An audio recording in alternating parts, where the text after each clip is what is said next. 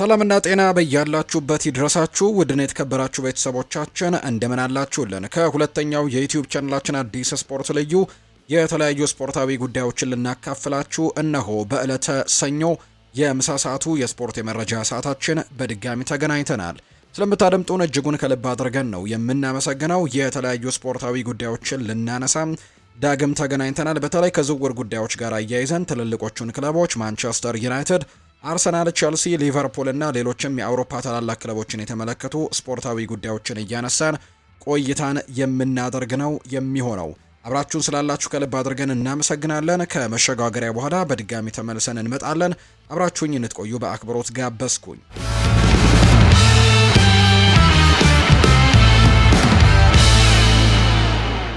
ፋብሪዚዮ ሮማኖ ከክሪስቲያኖ ሮናልዶና ከአልናስር መካከል ስላለው አለመግባባት ወቅታዊ መረጃን አጋርቷል።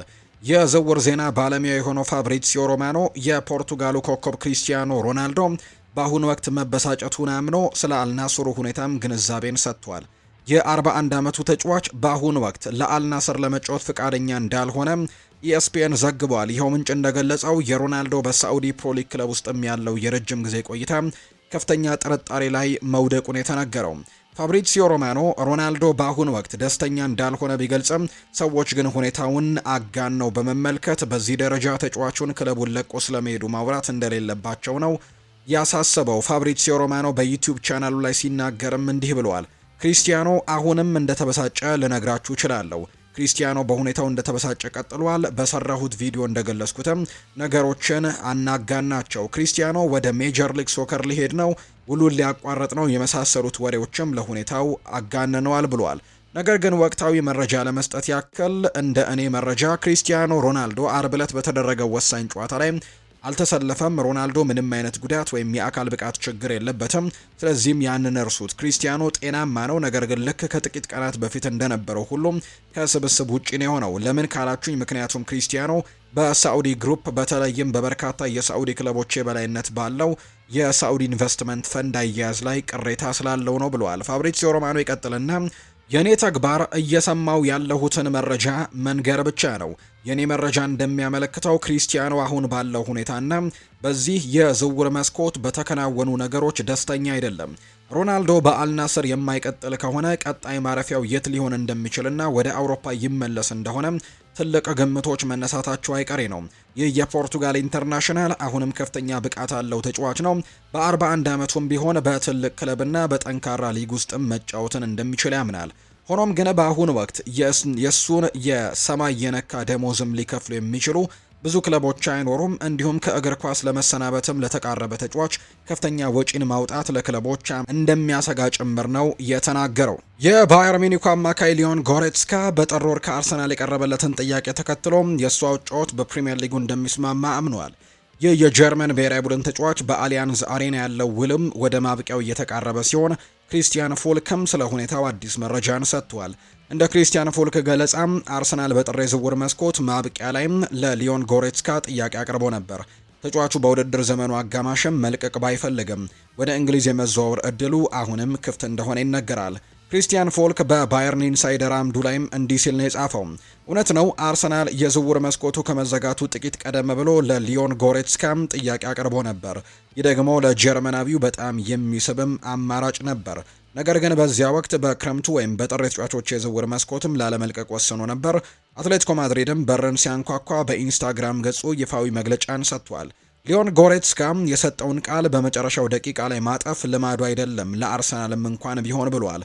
የሱ የጨዋታ ስልት ከእንግሊዝ ክለቦች ጋር ከፍተኛ እንደሚሄድም ያምናል። አሁንም ለአትሌቲኮ ማድሪድም በተጨማሪ ከጣሊያኖቹ ዩቬንቱስ፣ ሚላንና ናፖሊም ፍላጎት ስላለ ለወደፊቱ ብዙ አማራጮች ያሉት። ለአርሰናልና ለሊዮን ጎሬትስካም የሚያሳዝነው ጥያቄ በዝውውር መስኮቱ መጨረሻ ቀን ላይ በጣም ዘግይቶ መምጣቱ ለምላሹ በቂ ጊዜን አለመስጠቱ ነው። አርሰናል ለሊዮን ጎሬትስካ ፍላጎት ያሳየው በሚኬል ሜሪኖ ጉዳት ምክንያት በመሃል ሜዳው ላይ የተፈጠረውን ክፍተት ለመሙላት እንደሆነ ይታመናል። በአሁኑ ወቅት ሚኬል ሜሪኖ አርቴታ በመሃል ሜዳ ላይ በቋሚነት ሊመካባቸው የሚችለውን በዴክላን ራይስ እና በማርቲን ዙቤሜንዲ ላይ ብቻ አድርጎታል። ባለፈው ክረምት የተቀላቀለው ክሪስቲያን ኖርጋርድ ለሰሜን ለንደኑ ክለብ ብዙ የመሰለፍ እድልን እያገኘ አይደለም። ጎሬትስካ በትልልቅ መድረኮች ላይ ከፍተኛ ልምድ ያለው ተጫዋች በመሆኑ እንደ ጆርጂኒዮ ያሉ ለቡድኑ ተጨማሪ ጥልቀትን ሲሰጡ የሚችሉ አጭር ጊዜ ፈራሚዎችም ሊሆን ይችላል። አርሰናል በክረምቱ በድጋሚ ጥያቄ ያቀርባል ወይስ ደግሞ ሌሎች የፕሪምየር ሊግ ክለቦች ውድድሩን ይቀላቀሉታል የሚለው ጉዳይ ወደፊት የሚታይ ጉዳይ ነው። አርሰናል የአትሌቲኮ ማድሪዱን ሁሊያን አልቫሬዝን ለማስፈረም የሚያደርገው ጥረት ባየር ሚኒክ ተጫዋቹን የመፈለጉ ወሬ መሰረተ ቢስ መሆኑ ለደጋፊዎች እፎይታን የሚሰጥ ሆኗል። ጀርመናዊው ጋዜጠኛ ክሪስቲያን ፎልክ በቅርብ ባወጣው መረጃ ባየር ሚኒክ በክረምት የዝውውር መስኮት ንቁ ተሳትፎ ስለማይኖረው ሁሊያን አልቫሬዝን ለማስፈረም እንደማይሞክር የተረጋገጠው። አርጀንቲናዊው ኮከብ በላሊጋ ባሳየው ብቃት ምክንያት በአርሰናል በጽኑ እየተፈለገ ይገኛል። ባየር ሚኒክ ግን ቀድሞውኑ ሃሪ ኬንን በመሪ አጥቂነት ስለያዘ ሁሊያን አልቫሬዝ ለነሱ አስፈላጊ ላይሆን ይችላል ተብሏል። በሌላ በኩል አርሰናል ዘንድሮ በኤምሬትስ ስቴዲየም ደካማ ጅማሮን እያሳየ የሚገኘውን ቪክተር ዮኬሬሽን ለመተካትም ሁሊያን አልቫሬዝን የመሰለ አጥቂ የግድ ያስፈልገዋል እየተባለ ነው። ክሪስቲያን ፎልክ ስለ ባየር ሚኒክና ስለ ሁሊያን አልቫሬዝ ትስስርም እንዲህ ነው ያለው። እሱ ሳቢ ተጫዋች ነው፣ ነገር ግን ከባየር ሚኒክ ሰዎች ጋር ስነጋገር አሁን ላይ እንዲህ አይነት ወሬዎች እንደማይፈልጉን የነገሩኝ። ዝቅተኛ ተሳትፎ የሚኖርበት የዝውውር መስኮት ነው የሚፈልጉት። ስለዚህም አሁን ላይ ለእነሱ ጥያቄ አያቀርቡም። እንደሱ አይነት ተጫዋችም በቡድናቸው ውስጥ ቢኖር ደስ ይላቸዋል። ነገር ግን እስከ 2030 የሚቆይ ውልም ስላለው ዝውውሩ የማይታሰብ ነው የሚሆነው። ክሪስቲያን ፉልክ አክሎም ባየር ሚኒክ በ2023 ሃሪኬንን ሲያስፈርሙ ሁሊያን አልቫሬዝን ለማምጣትም ሞክረው እንደነበር ነው የተገለጸው። ሁሊያን አልቫሬዝ በማድሪድ በነበረው ቆይታ እንዲሁም ደግሞ ቀደም ሲል በማንቸስተር ሲቲ በነበረው ጊዜም ድንቅ ብቃትን አሳይቷል። ይሁን እንጂ የ26 ዓመቱ አጥቂ በአሁኑ ወቅት ባደረጋቸው የመጨረሻ 13 ጨዋታዎችም ያስቆጠረው አንድ ጎል ብቻ መሆኑ ሊታሰብበት የሚገባ ነጥብ ነው። ሁሊያን አልቫሬዝን ለማስፈረም ከፍተኛ ገንዘብም የሚጠይቅ በመሆኑ አርሰናሎች በገበያው ላይም ያሉትን ሌሎች ጥራት ያላቸው አጥቂዎችን እጥረትም ግምት ውስጥ በማስገባት ውሳኔውን በጥንቃቄ ማሳለፍ እንደሚኖርባቸው ጭምር ነው የተናገሩት። የሊቨርፑሉ ዋና አሰልጣኝ አርኔ ስሎት ክለባቸውን በጥር የዝውውር መስኮት ማብቂያ ላይ የተከላካይ ክፍሉን ለማጠናከር ተቃርበው እንደነበር ገልጸው ሆኖም ግን የታሰበው ዝውውር ሳይሳካ መቅረቱን ያረጋገጡት። በዚህ የውድድር ዘመን በተከላካይ መስመር ላይ ከፍተኛ የተጫዋች እጥረት የገጠማቸው ቀዮቹም ይህንን ተጫዋች ወይም ሉትሻሬል ግሩትሮይዳን ለማስፈረምም ጥረት ቢያደርጉም የዝውውሩ ሂደት ግን ውስብስብ በመሆኑ ሳይሳካ ቀርቷል። አሰልጣኝ አርኔ ስሎት ተጫዋቹን ቀደም ሲል በፌኖርድ በነበራቸው ቆይታም በደንብ ያውቁታል። የተጫዋች በስሎት ስር የቡድኑ አምበልና የተከላካይ መስመሩም ዋልታ ነበር። ተጫዋቹ በመሃል ተከላካይነትም ሆነ በመስመር ተከላካይነት የመጫወት ብቃቱ በጉዳት ለታመሰው የሊቨርፑል ስብስብ ተመራጭ አድርጎት ነበር።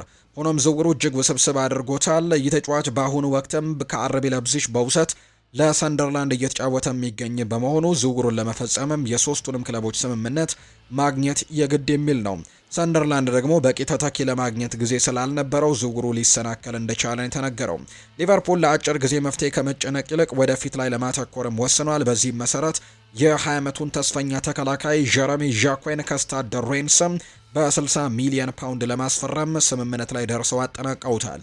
ተጫዋቹ በክረምቱም የዝውውር መስኮት ላይ አንፊልድን ይቀላቀላል። አሰልጣኝ አርኔ ስሎት ስለ ሁኔታው ሲናገሩ ቡድኑ ለማጠናከር እንደሞከርን ተናግሬያለሁ። ነገር ግን በዚህ ሁልጊዜም ዋናው ነገር የተጫዋቹን ዝግጁነትና ትክክለኛነት ተጫዋች መሆኑንም ማወቃችን ነው። ስለ ክለቡ የአጭርና የረጅም ጊዜ ጥቅምም እንወያያለን። ለምሳሌ ጀረሚ ዣኩም በክረምት ወይም በጥር ተጫዋቾች የዝውውር መስኮት አይገኝም ነበር፣ በክረምቱ ግን ይገኛል። ለወደፊቱ ጥሩ ፈራሚ ይሆናል ብለንም ስለምናመን እሱን ለማስፈረምም ወስነናል ሲልም ጭምር ነው የተናገረው። አርኔ ስሎት አክለውም ለቡድኑ ደስተኛ መሆናቸውን ቢገልጹም ሶስት ደግሞ ቁልፍ ተጫዋቾች ኮነር ብራድሌይ፣ ጂኦቫኒ ሊዮን እና አሌክዛንደር ኢሳክ ለረጅም ጊዜ በጉዳት መለየታቸው ቡድኑን ፈታኝ ሁኔታ ውስጥም እንደከተተው አልሸሸጉም። የቼልሲው ኮከብ ከክለቡ የመውጣት እድሉ በጣም ሰፊ እንደሆነ እየተነገረ ነው። የቼልሲው ተከላካይ ቤን ዋይት ባዲያሺል በክረምቱ የዝውውር መስኮት ከክለቡ ፕሮጀክት ውጪ መሆኑ እድሉ በጣም ሰፊ መሆኑ ተነግሯል። ምንም እንኳን እስካሁን ከየትኛውም ክለብ የቀረበ ይፋዊ ግንኙነት ባይኖርም እንደ ኤሲ ሚላን ያሉ ክለቦችም ተጫዋቹን ለማስፈረም ፍላጎት እንዳላቸው ነው የታወቀው። ከዚህ በተጨማሪም ዩቬንቱስ እና ማርሴይ በዝውውር ፉክክር ውስጥ ሊካተቱ የሚችሉ ክለቦች መሆናቸው ተጠቁመዋል። ቸልሲ ተጫዋቹን በውሰት ለመስጠትም ይልቅ በቋሚነትም በ35 ሚሊዮን ዩሮ ለመሸጥም ይመርጣል ነው የተባለው። አንድ የዝውውር ጉዳዮች ምንጭ እንደገለጸው ባዲያሺል አሁን ላይ ከቸልሲ ፕሮጀክት ውጪ የመሆን እድሉ በጣም ሰፊ ነው። ምንም እንኳን እስካሁን ተጨባጭ ባይሆንም ከኤሲ ሚላን በኩል ፍላጎቶች ያሉ፣ በሚቀጥሉት ወራት ግን ሚላን እና ሌሎች ክለቦችም ጥረታቸውን ያጠናክራሉ ተብሎ ነው የሚጠበቀው። ቸልሲ ባዲያሼልን በግዴታ እያስወጣው ነው ባይባልም ክለቡ ለሚቀርቡ ጥያቄዎች በሩን ክፍት አድርጓል። ፍላጎታቸውም በውሰት ከመስጠት ይልቅ በ35 ሚሊዮን ዩሮ ዙሪያም በሚሆን ዋጋ በቋሚነት መሸጥ ነው። ፈረንሳዊው ተከላካይ በ2023 ከሞናኮ ቼልሲን ሲቀላቀል ትልቅ ተስፋ ተጥሎበት የነበረ ቢሆንም በእንግሊዝ እግር ኳስ ውስጥ የሚጠበቀውን ያክል ስኬታማ መሆን ግን አልቻለም።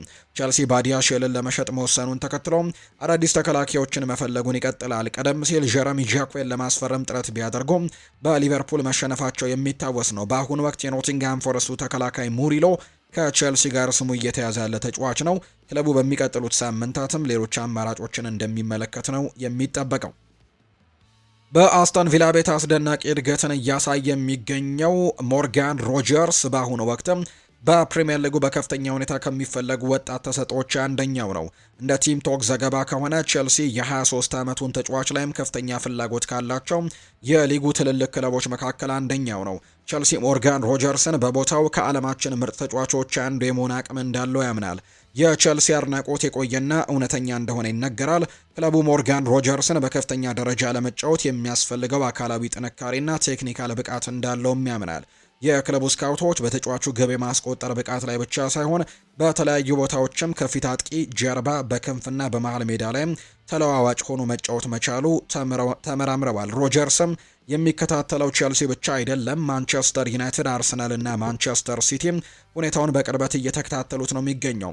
አርሰናል የሚኬል አርቴታ የጨዋታ ስልት ከሮጀርስ ፈጣን እንቅስቃሴ ጋር እንደሚጣጣም ነው የሚያምኑት። ዩናይትዶች ተጫዋቹን የብሩኖ ፈርናንዴዝ የረጅም ጊዜ ተተኪ አድርገው ይመለከቱታል። ሲቲም ቢሆኑ የቀድሞ ተጫዋቻቸው ነውና ወደ ኢቲያድ ማምጣት ይፈልጋሉ። ምንም እንኳን ትኩረቱ ቢጨምርም አስተን ቪላ ተጫዋቹን በቀላሉ የመልቀቅ ፍላጎት ግን የለውም። ሮጀርስ የክለቡ ፕሮጀክት መሰረት ተደርጎ የሚወሰድ ሲሆን ክለቡ እጅግ ከፍተኛ የሆነ የገንዘብ ጥያቄም ካልቀረበለት በስተቀር እሱን ለመሸጥም አይደራደርም ነው የተባለው። ዘገባዎች እንደሚያመለክቱት አስተን ቪላ ለድርድር ለመቀመጥ እንኳን ከ100 ሚሊዮን ፓውንድ በላይ ይጠይቃል። የዋጋ ተጫዋቹን ያለውን እድሜና ለቡድኑ ያለውን አስፈላጊነት የሚያንጸባርቅ ነው። ሞርጋን ሮጀርስ በአሰልጣኝ ኡናይ ኤምሪ ስር እጅግ ተሻሽሎም የቀረበ ሲሆን በዚህ የውድድር ዘመን 2025-26 እስካሁን 8 ግቦችን አስቆጥሮ 5 ደግሞ አመቻችቶ በማቀበልም ድንቅ ብቃቱን እያስመሰከረ ነው የሚገኘው። ቪላ ተጫዋቹን እስከ ሰኔ 2031 የሚቆይ ረጅም ውል ስላለውም የተጫዋቹን ምርጥ ብቃት ገና ወደፊትም እንደሚመጣ ስለሚያምኑ ለአውሮፓ መድረክ የሚያደርጉትን ተሳትፎ ለማጠናከርም ሞርጋን ሮጀርስ በቡድናቸው ማቆየትን ይመርጣሉ ተብሎ ነው የሚጠበቀው። ባርሴሎና የማርከስ ራሽፎርድን የውሰት ቆይታ ወደ ቋሚ ዝውውር ለመቀየርም እየተዘጋጀ ሲሆን ክለቡ ይህ የእንግሊዝ ብሔራዊ ቡድን ተጫዋች አሁን ባለው ገበያ እጅግ ተመጣጣኝ ዋጋ ያለው ተጫዋች መሆኑን አምኖበታል። እንደ ዲያሪዮ ስፖርት ዘገባ ከሆነ የካታላኑ ግዙፍ ክለብም በራሽፎርድና በማንቸስተር ዩናይትድ ስምምነት ውስጥ የተካተተውን የ30 ሚሊዮን ዩሮ የግዢ መብት ወይም ፐርቼስ ኦፕሽን ተግባራዊ ለማድረግም አቅዷል። ክለቡ ለአጥቂው በካምፕኑ የ3 ዓመታት ኮንትራት ውልም ለማቅረብ እየተዘጋጀ ነው። ይህ ውሳኔ ባርሴሎና ራሽፎርድን ስፔን ከደረሰ በኋላ ባሳየው ተጽዕኖ ምን ያክል ደስተኛ መሆኑን የሚያሳይ ነው። በ28 ዓመቱ ላይ የሚገኘው አጥቂ ብቃቱንና በራስ የመተማመን ስሜቱን መልሶ ማግኘት የቻለ ሲሆን የባርሴሎና የማጥቃት መዋቅርም ወሳኝ አካል ሆኗል።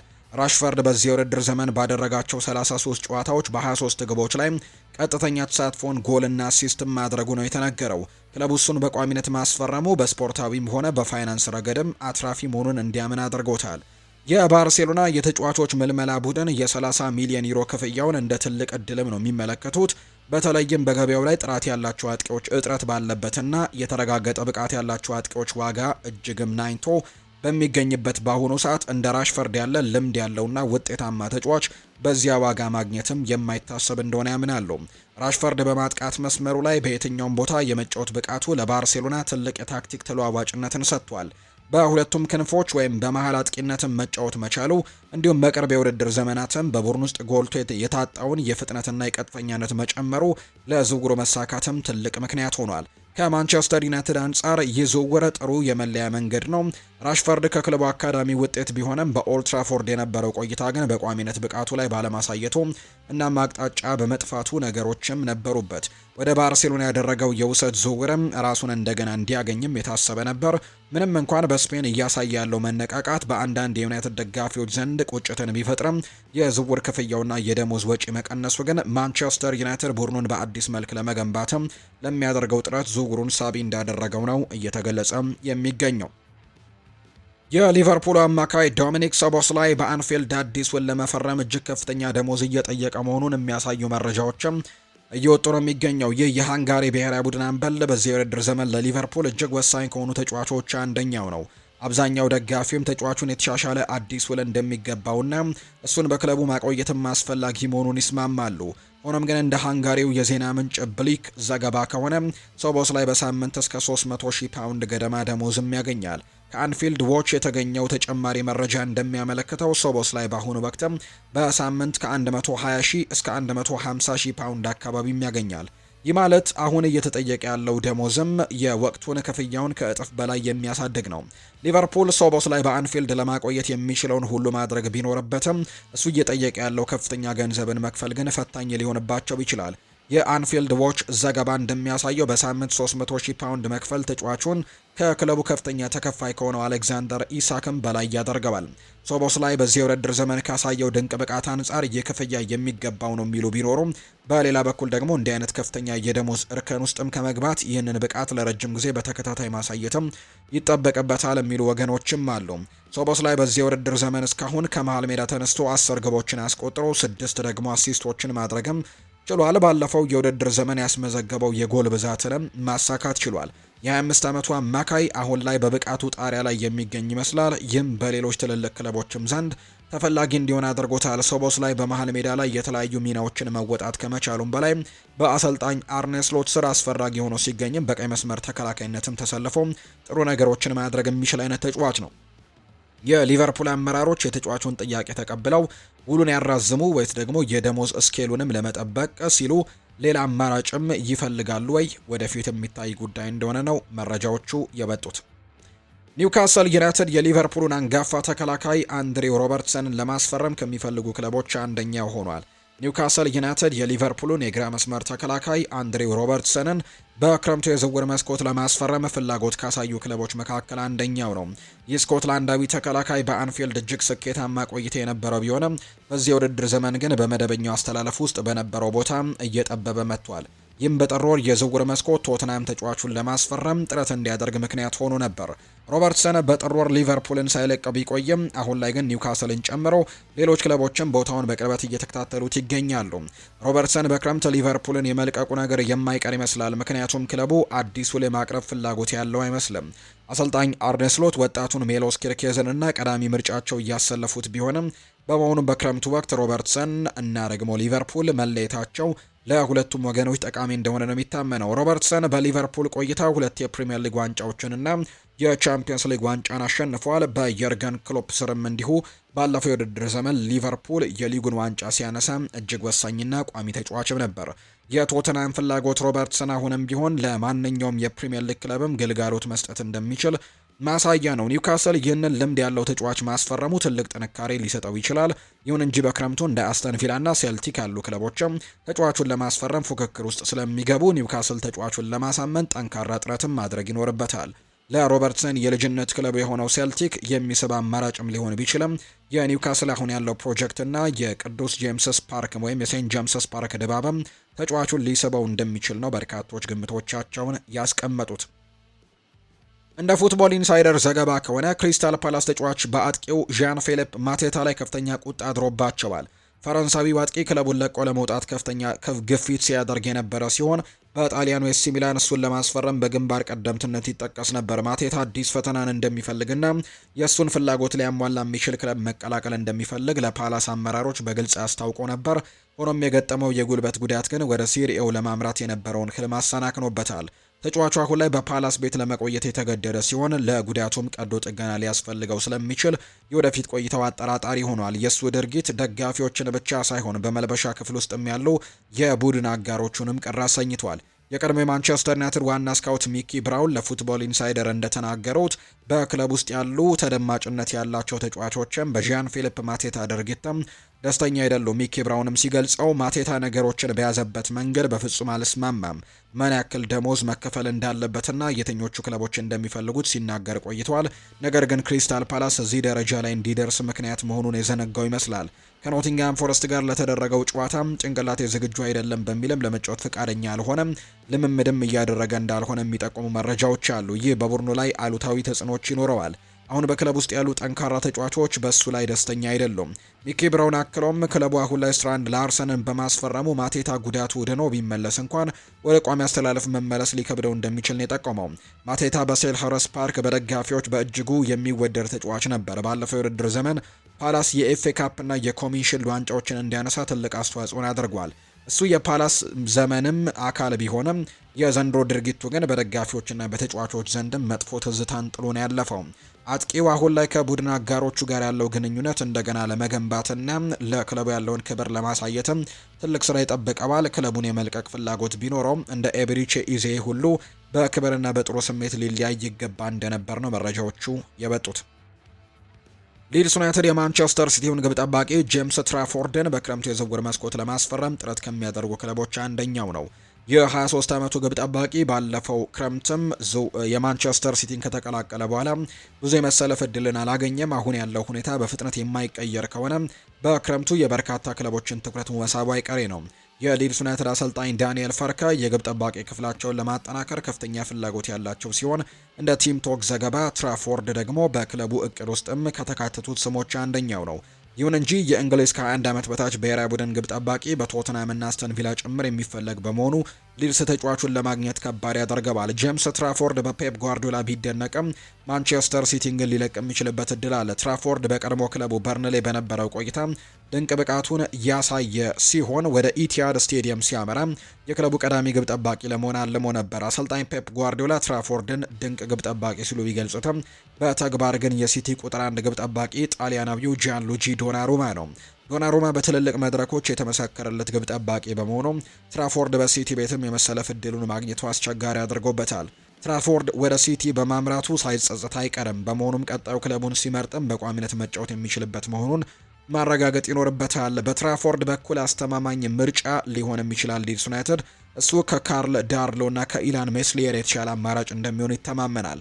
ቶተናምም ጉሌርሞ ቪካሪዮ ወጥ የሆነ ብቃትን እያሳየ ባለመሆኑ ትራፎርድን ቀዳሚ ግብ ጠባቂያቸው ሊያደርጉት ይችላሉ። አስተን ቪላም ኤሚሊያኖ ማርቲኔዝ በክለቡ እስካለ ድረስ ለትራፎርድ ቋሚ ቦታ ማግኘት ከባድ ሊሆንበት ይችላል። ይህም የሚሆነው ቪላዎች አርጀንቲናዊውን ግብ ጠባቂ ለመሸጥ ከወሰኑ ብቻ እንደሆነ ነው የተነገረው።